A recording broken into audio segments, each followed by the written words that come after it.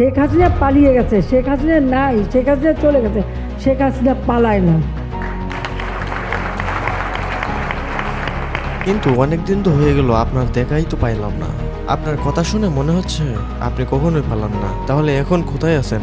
বাংলাদেশে আছেন কি? আপনাকে দেখে একটা গান মনে হচ্ছে, হাসু আপা কতদিন দেখি না তোমায়, তুমি কি দেশে এলে জেলে নিবে আমায়। আচ্ছা যাই হোক, পরবর্তী বক্তব্যটা শুনি। আর এটা হচ্ছে যখন হাসু আপা দেশ ছেড়ে চলে যায় তারপরের বক্তব্য। এই বক্তব্যটা তিনি ভারতে বসে লাইভে এসে বলেছিলেন, আর এইখানে অনেক ভুলভাল কথা বলেছেন তিনি। আচ্ছা বাকি বক্তব্যটা হাসু আপার মুখ থেকেই শুনি। তো শুরু করেন হাসু আপা। বাংলাদেশকে নিয়ে যেন একটা ধ্বংসের খেলা শুরু হয়েছে, যে বাংলাদেশটা সারা বিশ্বের কাছে উন্নয়নের রোল মডেল ছিল, উন্নয়নের বিষয় ছিল, সেই বাংলাদেশে আজকে চরমভাবে ধ্বংস করে আজ একটা জঙ্গি সন্ত্রাসীদের দেশ হিসেবে পরিণত করা হয়েছে। এটাই হলো সব থেকে দুর্ভাগ্যের বিষয়। হ্যাঁ, আপনি যে কথাটা বলেছেন সেটা একদমই সত্য।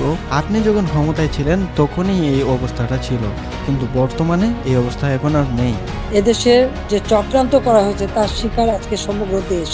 এদেশের বাংলাদেশের কৃষক, শ্রমিক, ছাত্র, জনতা, সরকারি ও অসরকারি ওইটা হবে সরকারি ও বেসরকারি। আর এছাড়াও আপনার অনেক ভুল আছে কথাবার্তায়, সো এগুলো ঠিক করতে হবে। থেকে শুরু করে কেউ রেহাই পাচ্ছে না, পুলিশ বাহিনী কেউ রেহাই পাচ্ছে না। এদের ধ্বংসের খেলা আর রক্তের খেলা আজকে বাংলাদেশকে ক্ষত বিক্ষত করে দিচ্ছে। এইসব কথা বলে এখনকার বাংলাদেশের লোকজনকে ভুল বুঝাতে পারবেন না, কারণ আপনি যে কি লোক তা সবাই জেনে গেছে। আর ক্ষত বিক্ষত কে করেছে সেটা সবাই জানে। 5ই আগস্ট কি হয়েছিল তোমাদের মনে আছে?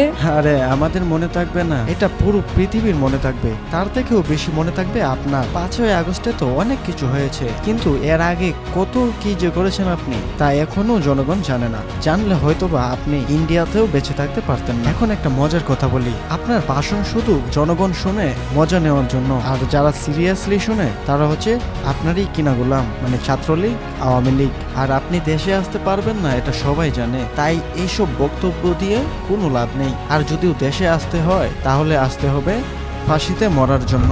আর আমরা এটাও জানি যে আপনি কখনো দেশে আসারও চেষ্টা করবেন না, কিন্তু ভারত থেকে বসে এগুলো চাল ছেলে কোনো লাভ নেই। দেশের মানুষকে বোকা বানানো এত সহজ না।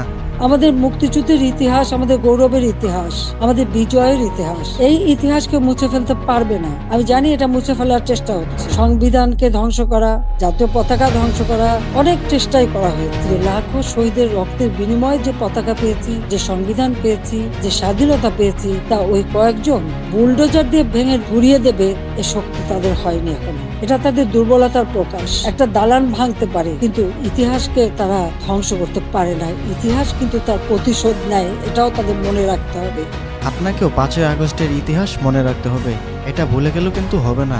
আচ্ছা যাই হোক, 5ই আগস্টের যে স্বাধীনতাটা সেটা আপনার কেমন লাগছে? বাংলাদেশের স্বাধীনতাটা পছন্দ হয় না। ওই স্বাধীনতাটা বাংলাদেশের মানুষের খুবই পছন্দ হয়েছে, কিন্তু আপনার পছন্দ হয় নাই। এটা বাংলার জনগণ ভালো করেই জানে। তো ভিডিওটা ভালো লাগলে ভিডিওতে লাইক দিয়ে অবশ্যই চ্যানেলটা সাবস্ক্রাইব করে দিবা।